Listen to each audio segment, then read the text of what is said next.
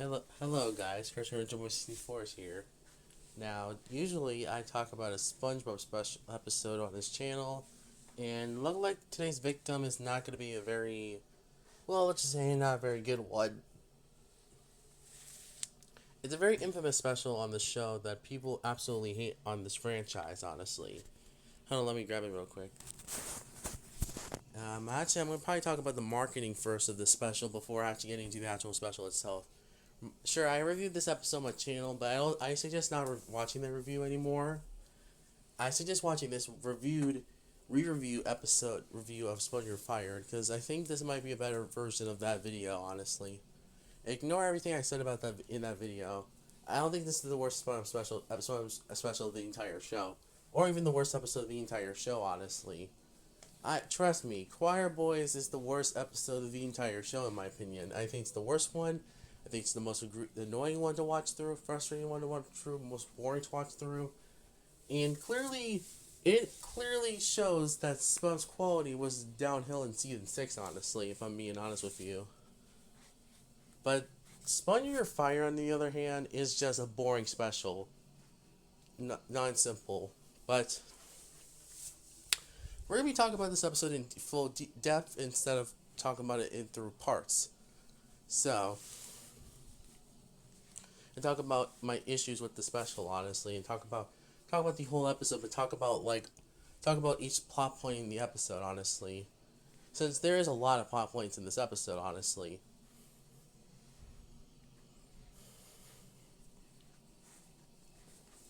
So first of all, let's talk about the marketing of this episode, honestly, instead of talking about the actual thing first. So, if you guys don't know, Spun You're Fired was one of the last specials of the show that actually got a marketing push towards it. Because with the next few specials from not even from Goo Lagoon, from Goodbye Cray Petty onwards is where the marketing started to go downhill and also starts to slow down, and that means no more marketing push towards the episodes, honestly, the specials, honestly. Which is kind of sad, because I do miss SpongeBob's overhyped episode era because of how much nostalgia and also how much the marketing meant something, honestly. And also because I guess the reason why we have the less marketed era is because of cable dying, and also because DVD sales are just going downhill by this point because of streaming. But still, I wish they could still do DVD releases and book releases towards SpongeBob specials, honestly, of the show, honestly. But I doubt that'll ever happen again. Maybe if they do a 30th anniversary episode, they might do a whole marketing push, but I doubt that, honestly. At what cost, honestly? I mean, the last one special that had a big marketing push was Big Birthday Blah, which had a book tie-in, a DVD release, and a TV marathon. Every special afterwards just gets a usual TV marathon, and that's it. No DVD release, no book tie-in, nothing else, or even Flash Game either. Speaking of which, It Came from Goo Lagoon is also the last Sponge special they got a Flash game that's based on the actual special. Actually, no, that's a lie. Legend of Bikini Bottom was the last one. They got a Flash game based on a special episode. But you still know what I mean. The specials. It's not because of the quality, because the quality was getting better around the post sequel era, but the marketing gets downhill for sure. Honestly. So let's start off with the book tie. Let's just start off with the book tie-ins to this episode. First of all, I actually have two books based on this episode. One is from a 5-book and a 1 book, and one is based on is one a paperback book based on the episode. So, yeah, the book version of this episode is just is miles better than the actual special itself. Basically, it's just a retelling of the actual episode that came out in 2013. And this episode was also, and this is a bit better book because of how much it cuts out all the filler that was in the special itself. It shortens the episode down into being only about 16 minutes long, honestly, if you think about it. Because I think that's enough. I think that it makes it feel shorter than the actual special is, considering all the filler the special had. I think I'm glad this book actually cut out a lot of stuff in the special, so I'm glad for that, honestly. Honestly, if I were giving this book a score, I would probably give it an 8 out of 10. It's better than the actual special itself, honestly, if I'm being honest with you. Just like True for Square was for the actual special. Not all the SpongeBob specials got book tie-ins, to be honest, but at least half of them did, at least. Though some of them came out after the episode came out, like like for example, Pass to the West. This came out 5 years after after the episode released, which I still don't understand that. Like, why not release it a month before the episode premiered? That makes no sense. And even then, this is made by Random House, so I don't get it honestly, bruh. Sure, it's the same story as the episode, but I still don't understand why they released this 5 years after the episode came out, honestly, which is kind of confusing. It's actually Ghoulfuls 2, actually. This came out literally 2 years after this episode came out. Instead of releasing it in September 2011, they released this in July 2013. I still don't understand this because the book and the TV premiere came out in October 2011, and the DVD release came out in August 2012. So why release this so late? I don't get that. It's nice to have a Goofles book, but what it costs though. And same applies to Sponge or You're Fired. This came out literally after 2 months after this episode came out. I mean, I get it because that's what Random House is known for. They just don't release book tie-ins. They don't release episode tie-in books way too early before the episode premiere. But I wish they could do that honestly instead of just releasing these books like 2 months or years after the episode came out. Honestly, which makes no sense. But it's it's Random House, so what I expect from them honestly. And then we have the one of the most disappointing SpongeBob releases that I have ever seen when it comes to menu and also really quality wise. SpongeBob SquarePants You're Fired. It's not officially called SpongeBob SquarePants You're Fired, but it is. I call it Sponge You're Fired honestly instead. And if you're wondering what this is just a DVD release based on Sponge You're Fired. It includes 14 episodes, and every time you play an episode, it plays the same Nickelodeon logo, theme song, credits, and in the Nickelodeon logo, and it repeats, and repeats. I repeat, they do this every single time on each episode of the DVD release, which I don't understand. Because actually, this was a similar problem I have with the Patrick SquarePants DVD, where they actually repeat the same Nickelodeon logo, theme song, credits, episode credits. They don't let you play it doesn't let you have it doesn't go straight forward to the episode like the old Spongebob DVDs used to do that. But I guess with this one they just kind of cheapen out honestly, which is stupid. Similar goes to the Pilot Mini Movie Square Shorts DVD. That DVD literally had 42 shorts and they keep playing the same Nickelodeon logo at the end of the shorts. I don't get that honestly. Why would you do that? It's just so stupid, I swear. Nickelodeon's decisions sometimes make me annoyed. But this is it's a fine DVD, but man, they could have just cut out the theme song and the theme. They could have cut out the theme song, end credits, and Nickelodeon logo at every single episode on this DVD release. Because really, it makes no sense. But yeah, that's about it. Overall, if I'm giving this DVD a ranking, I probably would give it a 6 out of 10 or a 5 out of 10, honestly. Because, to be honest, it's not the worst SpongeBob DVD. I mean, I'm being honest. When it comes to episode-wise, I think the worst SpongeBob DVD when it comes to episode-wise is probably between the SquarePants or Not SquarePants DVD and True for Square. Which, I don't like True for Square at all. Yeah. Overall, Spun Your Fire DVD is not the worst SpongeBob DVD, but I will say it's definitely one of the weaker SpongeBob DVDs I ever seen, honestly. Because it has no special features, not even animatic of the episode, which is kind of crazy. I mean, they could have done the same thing with Goofles and Extreme Karate, but I guess not because they were cheaping out on these DVDs releases by 2012, honestly. Even though Spun was still young enough to have DVD releases, though. And yet they don't include special features nowadays, which is kind of lame. So yeah, Spun Your Fire DVD is just kind of alright, but honestly, I've seen much better DVDs than this one. So yeah. That's about the marketing of the episode. There's also this Flash game based on this episode on Nick.com that you can play on on websites, but I don't think I'm gonna go into that, considering that it's just a flash game. So what do you expect from them? Honestly, it's just another cooking. It's just a cooking game. That's all it is. It's just a cooking game. That's all it is. It's just a cooking game. So why does it matter, honestly, bro? And that's about it when it comes to marketing of this episode. There was a coloring book and steps to reading book, but that's about it. But yeah, that's about it when it comes to marketing of this episode.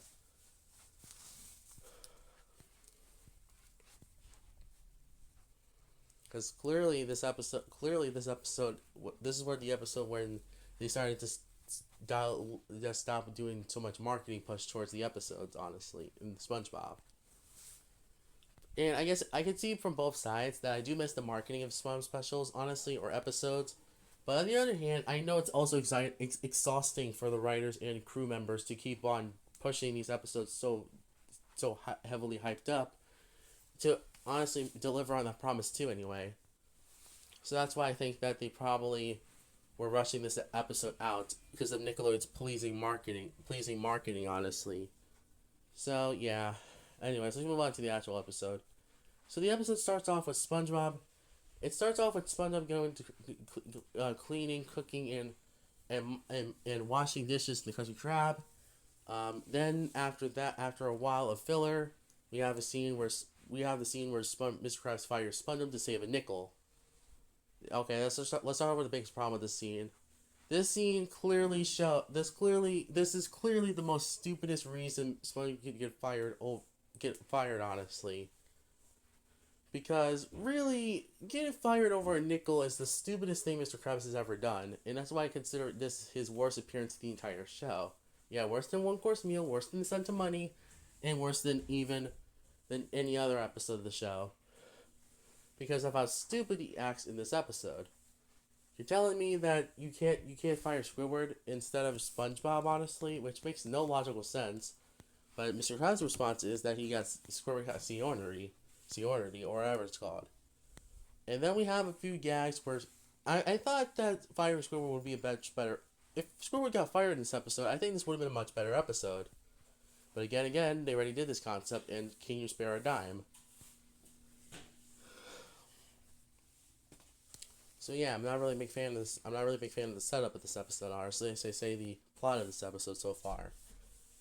And then we get into the most infamous part of this episode, which is probably the most annoying part of the episode too. That being SpongeBob crying. What a pleasant sound to hear for like about 1 minute. Honestly, the scene is boring and kind of filler, and it shows that you should not be filling up the runtime with filler in this episode, honestly. Which I will give this credit. At least it's not as annoying as True for Square was with with annoying segment filler. Then again, these two specials are tied for some of the worst specials of the entire show's history. Honestly, I hate True for Square more because of how much annoying how much annoying filler the episode has. Honestly, but I'll give that special credit. At least the characters were in character instead of being unlikable like in this episode. But they're both pretty bad specials, though, to be honest. One is slightly worse than the other.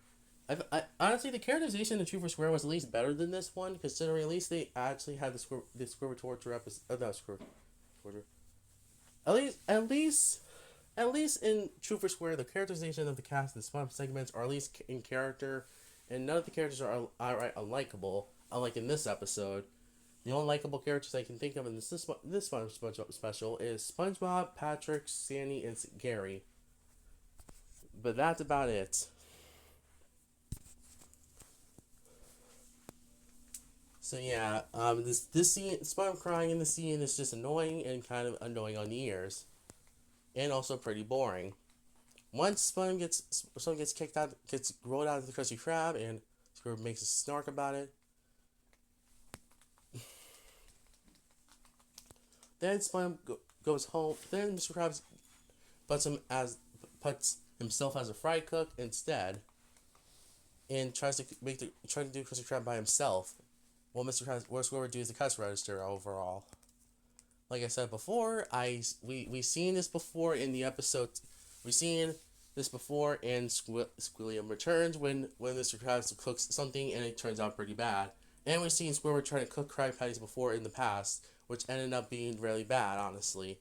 Which those episodes being hooky, honestly.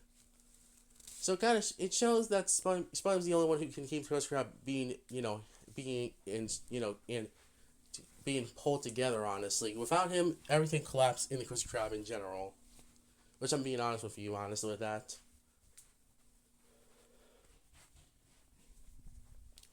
So yeah. And then we have a scene where Sponge goes back home and wallows for a little bit until Patrick shows up, which thank goodness, Patrick's the only thing that saves the scene from being absolutely bad anyway. And Patrick tells him that that it's fun to be fun employment, and that Patrick will show him tomorrow morning that he will show him the lifestyle of being fun employment. The next day, SpongeBob was starting to be more depressed than usual, and looked so bummed out. SpongeBob literally looks so depressed and stuff, and I will say his design looks pretty gross. Well, at least his close up in the next few minutes of the episode, which I will not get to yet. So it starts off. So the whole fun employment scene starts with Patrick and SpongeBob getting breakfast, which it turns out Patrick goes into Squidward's petunias, flower stuff, and gets tomatoes and other vegetables thrown at him. At least Patrick, at least. But when SpongeBob does it, Squidward gives him the whole basket of vegetables and puts it on his head. SpongeBob and Patrick takes a little nap, and then what happens next is that they go for lunch at Sandy's place. And Sandy is performing a literal freaking toxic food on some testers that are going to eat the food. Like all this gunk and stuff. And I'm being honest with you, this scene is also not very funny. And it kind of shows Sandy is kind of I don't know, just kind of too crazy for this type of experiment. This is not like Plankton would do, honestly, instead of Miss Sandy, honestly, which is kind of out of character for Sandy, honestly. But I know she's a scientist, so I'll give her credit. I'll give credit for that.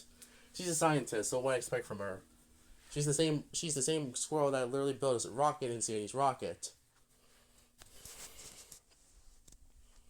Then Sandy knows that SpongeBob was looking so awful, which leads to one of the worst close-ups of the entire show, which that being the scene where SpongeBob looks very depressed and stuff. This close-up is disgusting, and it reminds me a lot of the close-up in the Who Bought What Pants episode, which are both very disgusting close-ups. Yeah, even at season 9A, they still did close-ups in this show, for sure. I was thinking this was the last Dark Era episode of the entire show, considering that, man, this episode was like one of the worst episodes of the entire show, honestly, if I'm being honest with you. But anyways, besides that, Sandy encourages SpongeBob to get a job, and SpongeBob agrees to that, and tells Patrick that he should get a job on it, that that himself should get a job. Patrick also grows a head that looks like a mini version of himself. And what happens next is that Patrick's little head, mini himself, I guess. I don't know actually what it is.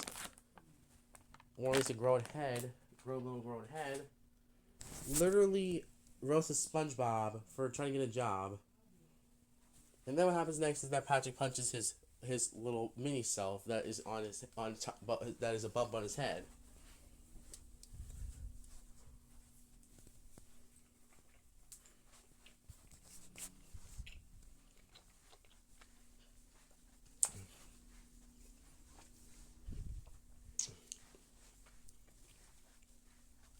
Patrick encourages SpongeBob to get a job, and then this leads to the next scene of the episode, which is SpongeBob getting a job at 4 different restaurants. First was the taco place. Sorry, not a taco place. First is the weenie place, Weenie Hunt, which SpongeBob makes cooks up, and I say serves up weenie patties, which actually look pretty delicious. Looks pretty delicious, honestly. I would like to try a weenie pat. I would like to try a weenie patty myself. A weenie patty, I meant. But then he gets fired. At the Pizza Hut. Yeah, at the Pizza Hut. Sponge or Pizza Pie Hole. I don't know actually. I think that's how. I think. Sorry, not Pizza Hut. Pizza Pie Hole. SpongeBob gets a job there and decides to cook up a pizza patty, which he also gets fired for. Then he goes to Taco Sombrero, where he makes a burrito patty, but all the beans squirt out on some of the customers, and he gets fired again. And SpongeBob cries about this, but the manager kicks him out. So I went crying into the last restaurant of the 4 restaurants, that being the Wet Noodle. And this scene is way too quick, honestly. But it turns out SpongeBob made a noodle patty, and the manager of it, the Wet Noodle guy, threw the noodle patty at SpongeBob. So SpongeBob takes it home for himself. Then SpongeBob literally goes back home, and then we have another scene where SpongeBob. It turns out they're all out snail food, and then what happens next is that SpongeBob, and I repeat, makes his own snail food, makes snail food for Gary, which this scene is also very pointless. Notice the point pattern here. This special is very pointless when it comes to this type of stuff. It's very pointless, honestly. But I will say this is one of the more better scenes of the episode because at least it actually has some. At least it's not a filler scene that drags on for way too long, even though it doesn't need to be in the episode, honestly. So yeah, I'm thankful that this is one of the better scenes of the episode. Outside of some fun moments, honestly, but oh well. So next up is that SpongeBob, after making the snail food for Gary, SpongeBob literally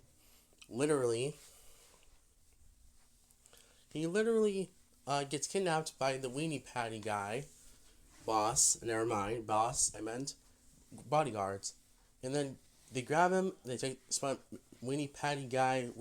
Chains him up, and it turns out that SpongeBob's weenie patties were successful and stuff. And then what happens next is that SpongeBob,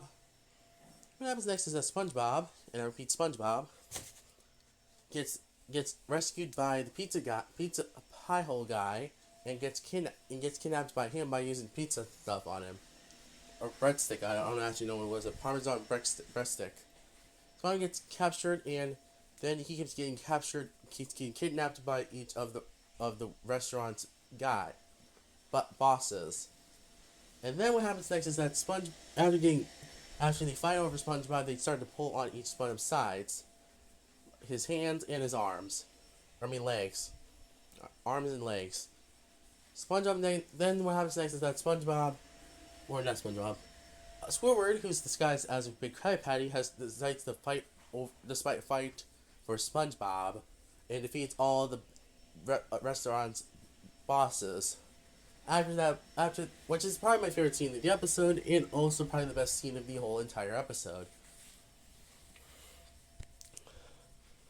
But this doesn't last for way too long, honestly, because then we have the most predictable ending of the entire show, honestly, where Squidward takes SpongeBob back to the Krusty Krab. It turns out the Krusty Krab was in shambles. And it turns out that SpongeBob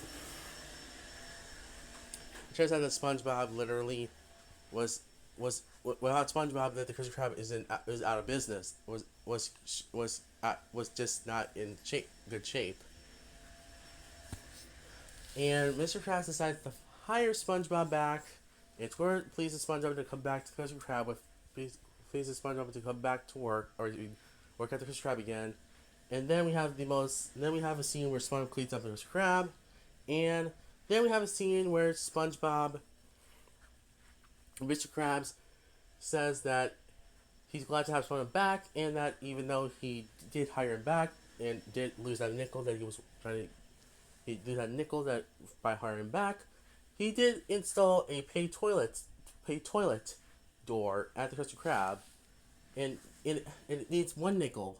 And then Old Man Walker is just walking and wants to use the bathroom, but he can't. And Mr. Krabs, SpongeBob, and Squidward laugh at him, and that's how the episode ends.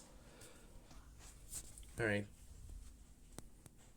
Now it's about the story of SpongeBob, You're Fired, and man, that took a long time. That took a long time to talk about. Honestly, 25 minutes to be exact. So that's the story when you're fired. So what is the biggest problems with this episode? Well, there's too much filler in this episode. There's way too much. There's too much out of character moments. There's too much. Yeah, there's a lot of too much. There's just too much moments where it just feels like it just doesn't need to be a special episode. Honestly, if I'm being honest with you, it combines every single problem that post movie SpongeBob was already suffering through, and it completely just shows how much post movie SpongeBob is much better than post movie SpongeBob. Honestly. And it clearly shows that the show was just literally, and I mean mentally going just downhill around post-movie SpongeBob during season 6, honestly. And thank goodness this was the last episode before Sponge Out of Water, considering this was the last Dark Era episode for me, honestly. And I'm thankful for that, considering this episode really sucks, and it's definitely one of the worst episodes of SpongeBob history, honestly. One of the worst ones I ever seen. It's just a bad episode that doesn't exist. It's clearly an episode that wastes potential wastes potential, and it clearly shows that the show needed a second chance to prove itself to be good again. Considering, man, this episode was so bad that SpongeBob had to take a big hiatus between episodes. And okay, that's actually enough. I think that, and there's just too much stuff that is just to fill out the runtime, honestly. So let's get the positives actually first. Positives of this episode is that SpongeBob, Patrick, Sandy, and Gary are pretty likable characters. They don't do anything wrong, well, except for Sandy, who actually tries to feed toxic food to people, honestly, which is very stupid. If you replace Sandy with Plankton, the scene would not be so different. So never mind about that.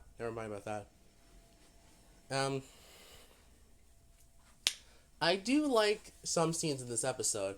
I do like some lines in this episode, like Old Man Walker saying that I'm not a very good swimmer, or the scene where SpongeBob makes snail food for Gary, honestly, or even the fight scene at the end, towards the climax of the episode. But that's about a few positives that's buried under some really bad episode, honestly. And my final score of Spun You're Fired is a 1 out of 10.